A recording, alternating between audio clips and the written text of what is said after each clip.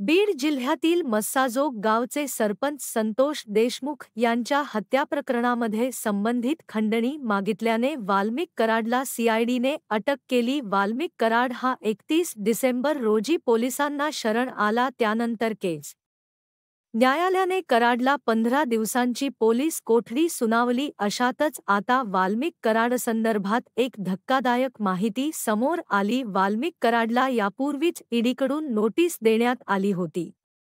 त्यामुळे वाल्मिक कराडच्या संपत्तीचा आकडा पाहून ईडीचे अधिकारी देखील थक्क झाले आहेत. दरम्यान सुरेश धस यांनी वाल्मिक कराडने तब्बल 1,500 कोटींची संपत्ती जमवल्याचा खळबळजनक आरोप केला आहे. तसेच यात संपत्तीसंदर्भातील चौकशीसाठी ईडीची 2 महिन्यांपूर्वीच वाल्मिक कराडला नोटीस आल्याचं देखील धस यांनी म्हटलं आहे.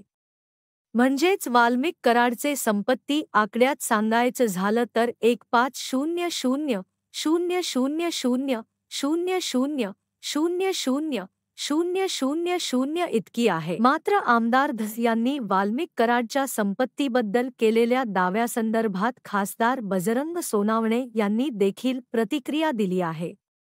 यावेळी बजरंग सोनावणे म्हणाले की सुरेश धस हे 5व्या टर्मचे आमदार आहेत, त्यामुळे ते अभ्यास करून बोलणारे नेते आहेत. तसेच त्यांच्याकडे काहीतरी पुरावा असेल तेव्हाच ते बोलले असतील. त्यामुळे आता शासनाने आणि पोलीस यंत्रणेने त्या गोष्टी तपासला पाहिजे असं बजरंग सोनावणे म्हणाले आहेत. अधिक माहिती जाणून घेण्यासाठी व्हिडिओला लाईक आणि चॅनलला सबस्क्राईब करा.